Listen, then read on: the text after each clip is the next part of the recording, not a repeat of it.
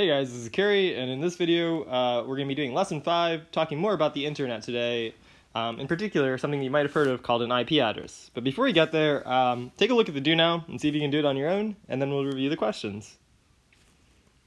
Alright, so you may have seen the joke below on a t-shirt or website before. Please explain the joke using your new knowledge of binary numbers. So it says here, there are only 10 types of people in the world, those who understand binary and those who don't. Seems to make no sense.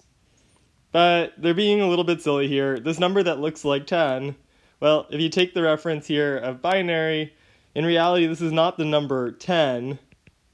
This is actually the number 1, 0, made out of binary or out of bits. And if you labeled your place values here, we know that this is the 1's place in binary, this is the 2's place. So the number that looks like 10 here is actually the number 2 in binary. So really how this reads, if you know binary, is there are only 2 types of people in the world, those who understand binary and those who don't. Yeah, I know that makes the joke even funnier that we explained it, but it's a pop culture reference that you'll probably see throughout your life, and now you can be in on the joke. Alright, so 2. There are about 550 students at TVF.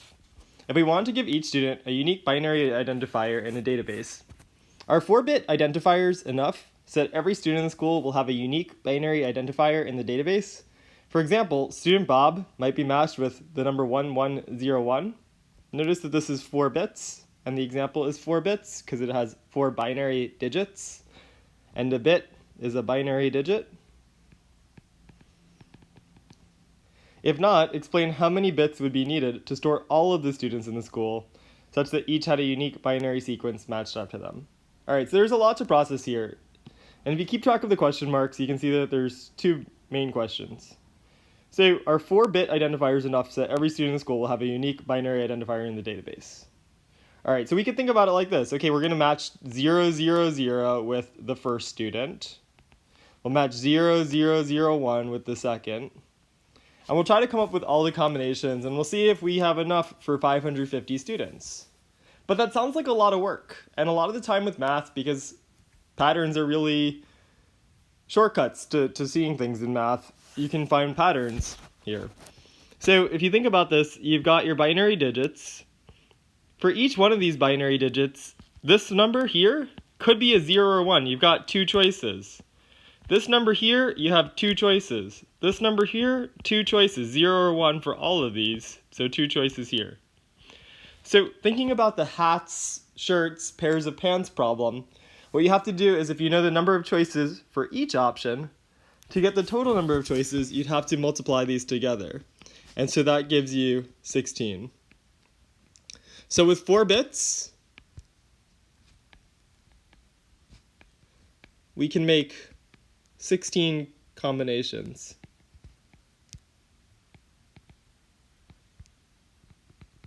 So with only 16 combinations, there's no way that we'd get enough for 550 students. It seems like we're way short of what we anticipated doing. Okay, so continuing on, we actually have to answer the second question now, which is, since it's not enough, how many bits would we actually need? So maybe we try with 5. That would be 2 times 2 times 2 times 2 times 2, or 2 to the 5th, that would be 32. That's a 2 to the 5th, not 25. 2 to the 5th, 32 combinations, still not enough. 6 bits, 2 to the 6th, that's 64 bits. 2 to the 7th would be 64 combinations. I said bits there, I think. 2 to the 7th would be 128 combinations, still not enough for 550 students.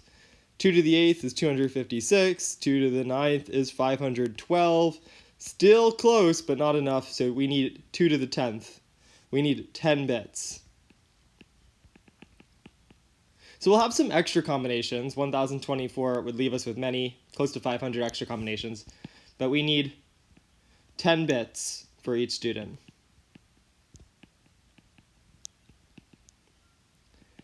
And you could imagine that this is actually a problem that people need to solve when they're designing technology, right? You don't want to have leftover bits. You don't want to use extra memory if you don't need it. And perhaps maybe you invent like a scan-in system where when you scan in your ID, it's your bit combination, like 01000011110001, and then all of a sudden that Carrie has arrived at school or whatever. So an example of this actually came up in the real world relatively recently in 2014. I know you guys were much younger in 2014, so this might not be current events to you, but it seems very current to me. So in 2014, Psy's music video, Gangnam Style, actually broke this popular website YouTube by receiving so many views. So for the full story, please watch this video. So this is the whole address here. You're welcome to watch that. But we're going to go over the details of it now. So YouTube used to use something called a 32-bit integer to store the number of views the video had. What is the largest number of views that could be stored using 32 bits? Explain how Psy's video broke YouTube. Alright, so if you go to a YouTube page, there's a section on the YouTube video that keeps track of how many views. On my site, you might see something like 3 views or 7 views. Not too many. Psy's video actually had an enormous number of views. But the important part for this story is when YouTube was building its website, inside of the database where it keeps track of the number of views, it specified that this was going to be a number stored using 32 bits. Okay. So to get a picture of that, when you see 0 views on YouTube, it might look like the number 0. But if you're using a 32-bit integer to store it, the number 0 that just appears like that is actually 32 zeros. 1, 2, 3, 4, 5, 6, 7, 8, 9, 10, 11, 12, 13, 14, 15, 16, 17, 18, 19, 20, 21, 22, 23, 24, 25, 26, 27, 28, 29, 30, 31, 32. So it's actually 32 zeros. And this allows for a lot of possible numbers of views, right? All of these zeros could be ones depending on how many people have viewed it. But we run into a bit of a problem here, which is we can actually reach a maximum possible number. And we put our highest digit value, because these are bits, the highest digit value would be 1. If we put a 1 for all of these values, man, this is a lot of ones.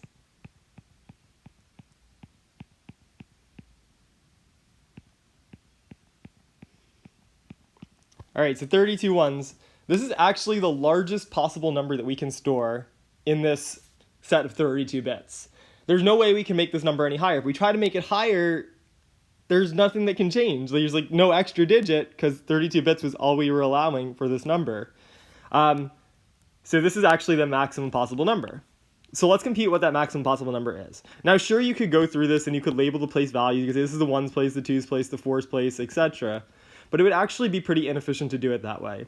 Instead, what you can think about is with 32 bits, you have 2 choices for each bit.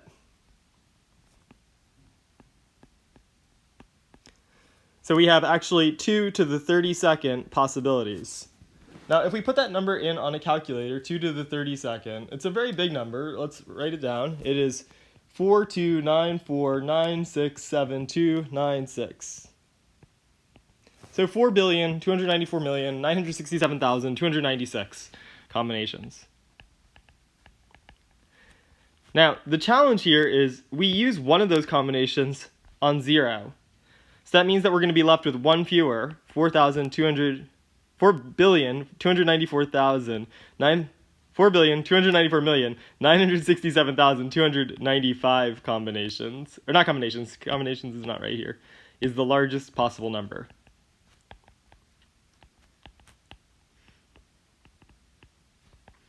So, if you run into a situation where your video on YouTube gets 5 billion views, that's going to be a really big problem because this number can't go up to 5 billion. It can't even go up to 4,300,000,000. So what YouTube actually had to do was they had to change the way that they stored information because Psy's video Gangnam Style actually received so many videos that it was beyond the capacity for the largest possible number of views. So for all of you influencers out there and YouTubers, this maybe is a good objective. See if you can break YouTube's new highest video view possibilities in your future. All right, so continuing on, today is all about the internet. And we talked a little bit about the internet last time, so we have this nice picture of the internet. So today, let's imagine that we are on our phones and we're bored in quarantine. So we're gonna, I don't know, go to, let's say, Wikipedia. So we go onto our phone and we open up Safari or Google Chrome, whatever it is. It's an example of a program called a web browser. So when you log into your web browser, it's a little bit interesting to think what happens, right? I'm assuming that our phones are all connected wirelessly to the internet using Wi-Fi or LTE or whatever service that you have. What actually happens is your phone sends out a radio signal.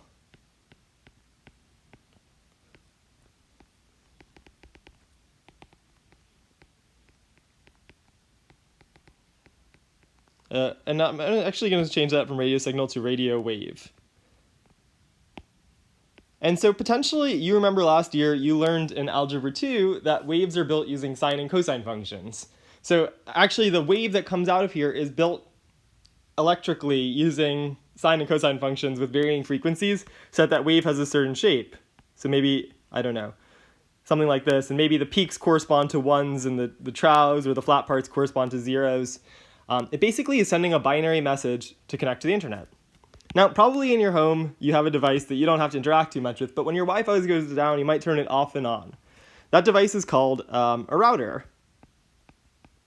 And usually it has a little antenna coming out of it. I'm not sure really where you might keep the router in your house, but you probably turned it off and on to try to reset the internet.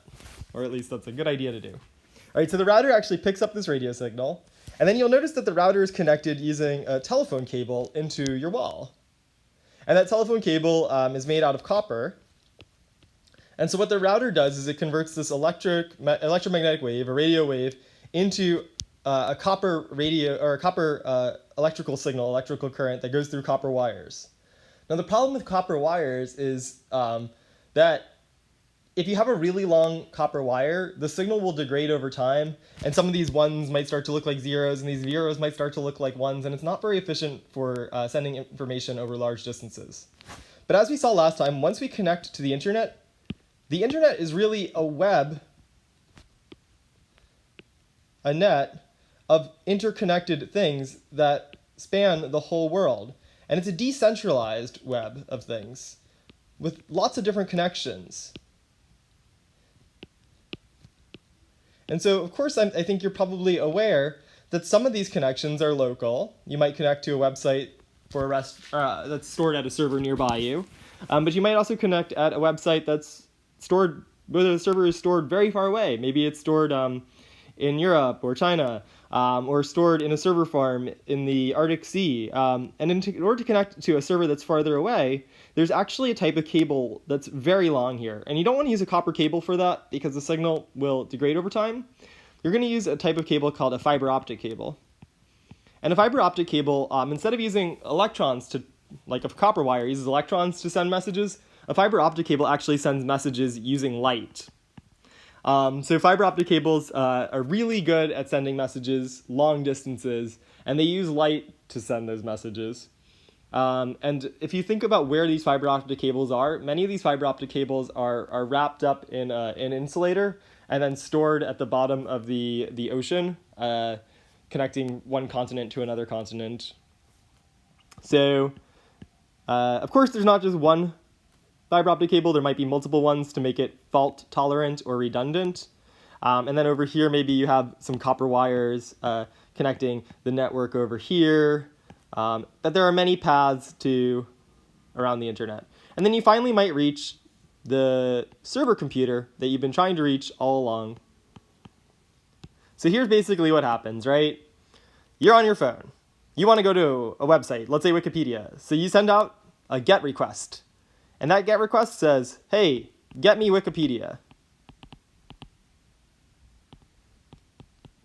This is an example of something we talked about last time called hypertext transfer protocol.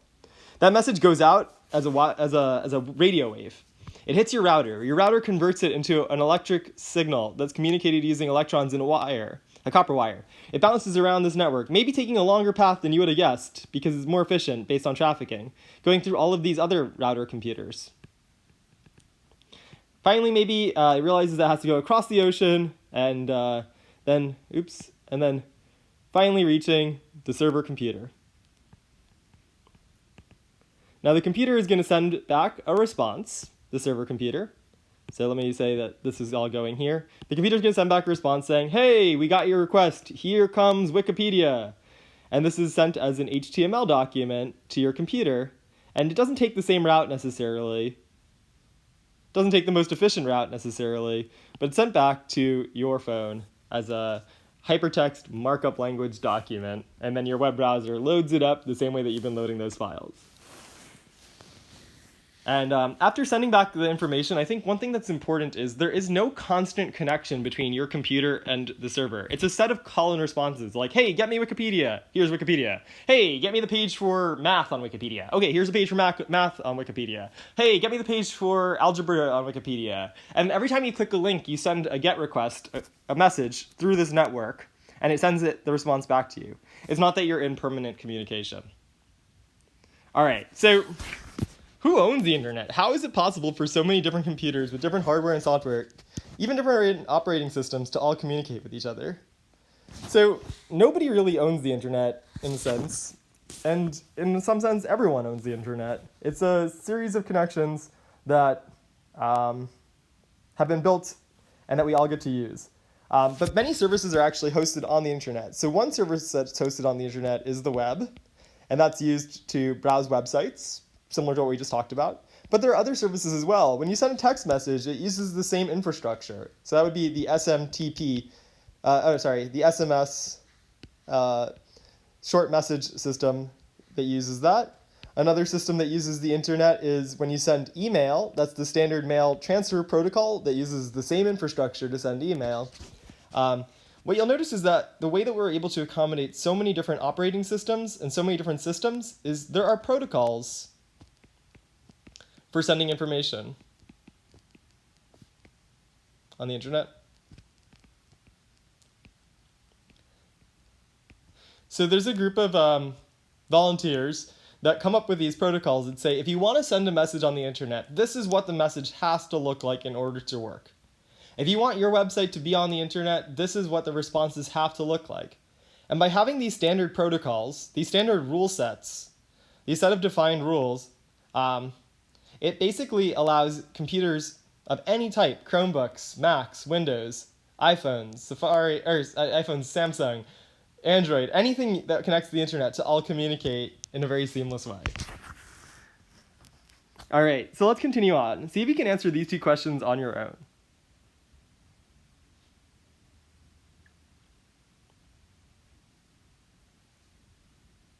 Okay, we're going to skip past these, so I'll check those when you send it in. How are protocols like HTTP, SMTP, and IP created? So all of the P's here stand for protocol. We're going to talk more about IP in a second, but let's see. Independent contractors are hired by companies. Nope, that's not true. Individual companies do not come up with their own protocols. These are worldwide systems. A worldwide group of volunteers draft, revise, and publish protocols. That's the right answer. Individuals make their own protocols. Nope. If we made our own protocols, my device and your device wouldn't be able to communicate with each other. It's like we'd be speaking two different languages. Individuals make their own protocols that occasionally catch on. Nope, that's not it.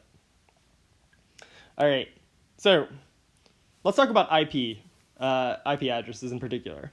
So IP stands for Internet Protocol.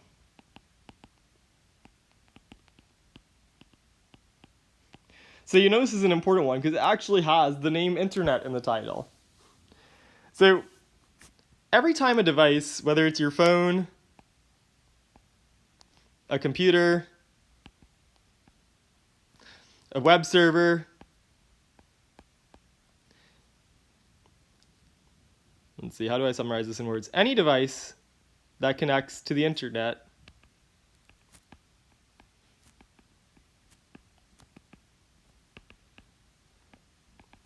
gets an IP address. So when you turn airplane mode off and on and your device connects to the internet, when you open your laptop, it gets something called an IP address. And that IP address is kind of like your mail address. It's the location of your computer on the internet.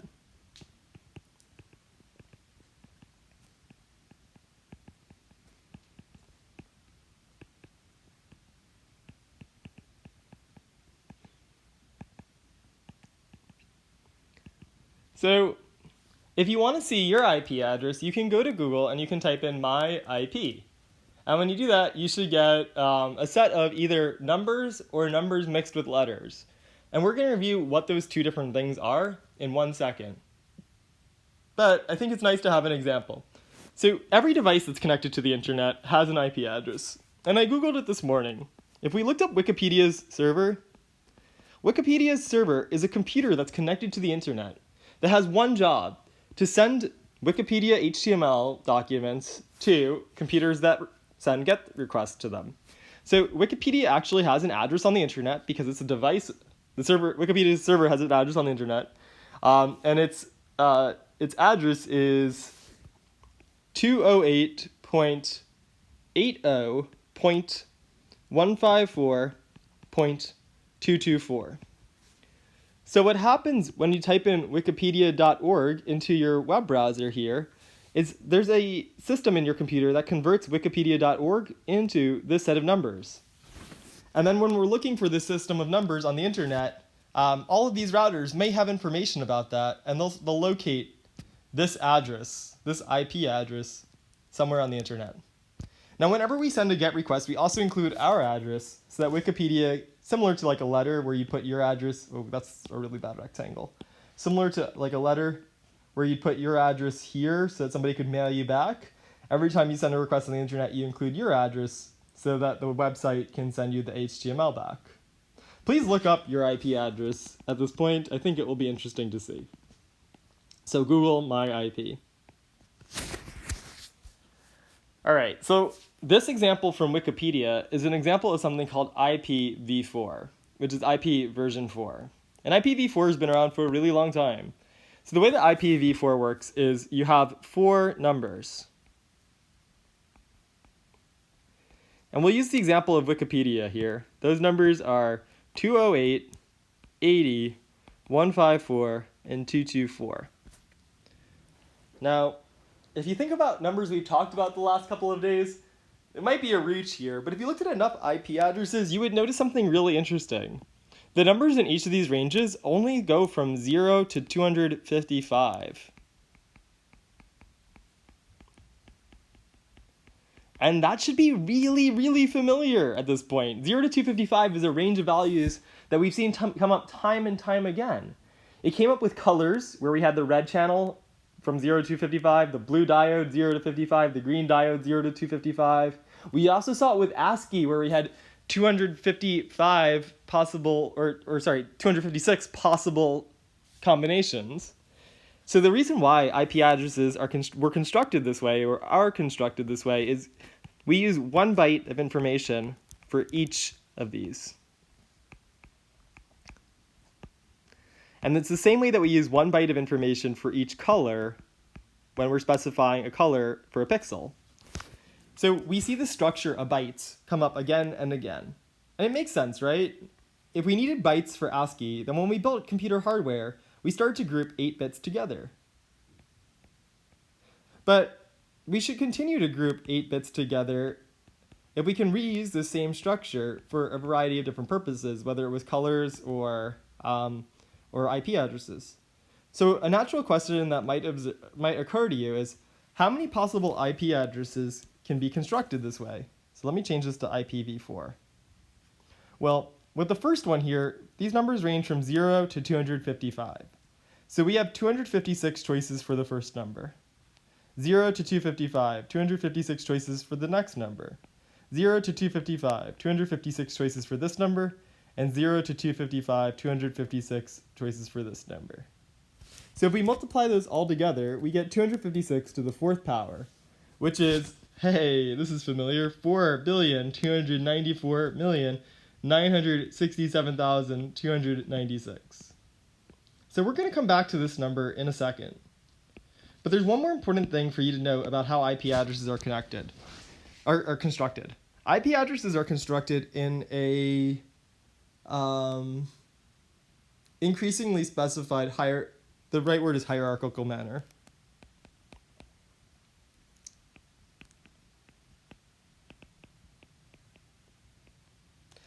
Hierarchical. Wow, okay, let me try writing this word again. hierarchical, why do I keep putting a C there? Hierarchical system. And what that means is this might refer to the country. Let me write it actually up there. This might refer to the country. This might refer to the network. This might refer to the subnetwork.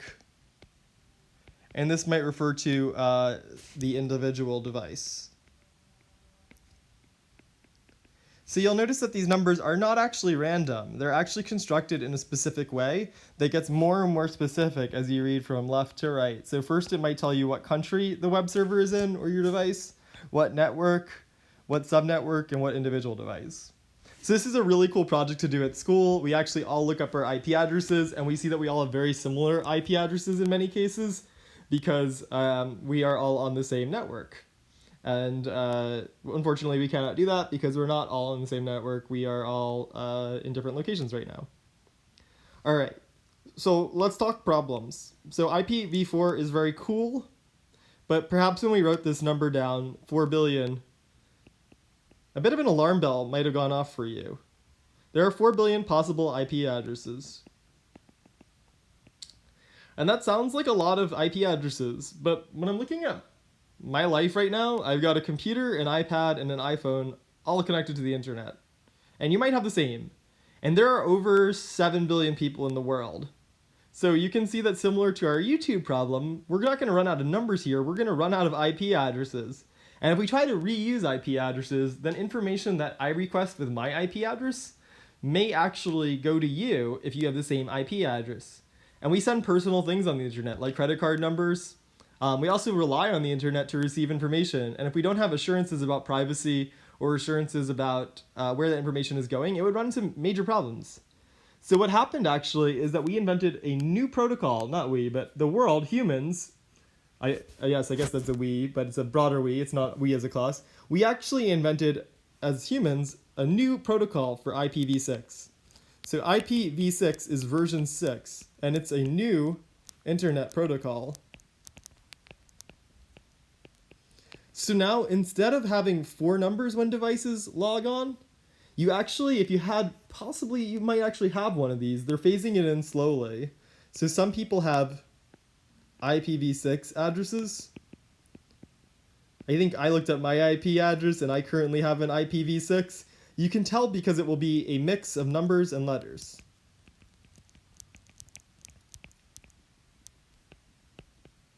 If this were a more normal year at school, I would teach you how to read those numbers and letters. Even though some of them look like letters, they're actually numbers in disguise.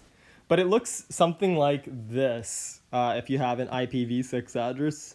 So maybe 2001.d4c1.d5. How many of these do I need? 1, 2, 3, 4, 5, 6, 7. Okay, one more.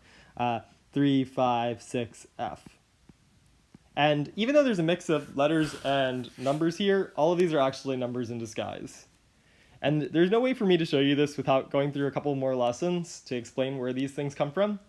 You may actually recognize some of these letters, though. But before we get to that, the way you make an IPv6 address is each pair of these is actually a byte of data. You'll notice that these aren't binary anymore, so you have 1, 2, 3, 4, 5, 6, 7, 8, 9, 10, 11, 12, 13, 14, 15, 16 bytes of data. If we compare, before we had 4 bytes of data, these are 16 bytes of data. So we actually, with 16 bytes, each byte is 8 bits. So let's do the math real quick. 16 times 8. Each IPv6 address is 128 bits long. So you have 128 zeros or ones in your IP address if you have an IPv6 address. And with 128 bits, you can represent 2 to the 128 combinations. So real quickly, 2 to the 128 is, whoa, okay. I'm not going to write this one out, but it's 3.4 times 10 to the 34th power. What this, actually, why don't we write it out just so we can see how big this number is? Times 10 to the 34th basically means it's 3, 4, and then 1, 2, 3, 4, 5, 6, 7, 8, 9, 10, 11, 12, 13, 14, 15, 16, 17, 18, 19, 20, 21, 22, 23, 24, 25, 26, 27, 28, 29, 30, 31, 32, 33. We used one of the times 10s to get the 4 there. So we actually have, this is very hard to do without making an error as a human. A computer would be better able to handle this. We actually have hundreds, thousands, millions, billions, trillions, quadrillions, quintillions, sextillions, septillions, octillions, decillions, 34 undecillion, I think is how you say this number. Undecillion combinations. So if we can fully update our system to IPv6, we have enough for 34 undecillion devices to connect to the internet. And I believe this is enough devices, enough combinations for every grain of sand on Earth to actually have its own phone and still be connected to the internet. All right, so I'm going to include a couple supplemental videos that review similar material. I'm not able to show you a dynamic version of these, but the videos will show you a dynamic version reviewing the same information. So you've got 3 more questions here. 2 of them are checkpoint problems, and then you got 1 more question at the very end. This one is a really tough one, so we'll put a star next to it. See if you can figure that out. But I hope now you understand a little bit about your IP address when you connect to the internet. One thing that I want to talk about briefly though now is I used to think that IP addresses were kind of a secret. But your IP address is not actually a secret. It's not something that you need to keep hidden. It's something that when you connect to the internet, that is your location on the internet. And so every website that you connect with actually sees your IP address and sends that information back. Now, having had a website, actually, it's really interesting. In your website that you own, you can actually look through all of the people that visited it, and it will actually show you a list of the IP addresses that have visited your website. Whatever it is, I'm making up an illegal IP address here. It will actually show you a list of all the IP addresses that have visited your website. And that's super cool, but also a little bit scary because every website keeps track of all of the people that visit it by using their IP addresses. And of course, IP addresses change over time, but it would be easy to imagine how you could link up IP addresses with the people who use those sites. So anyway, I hope this was informative.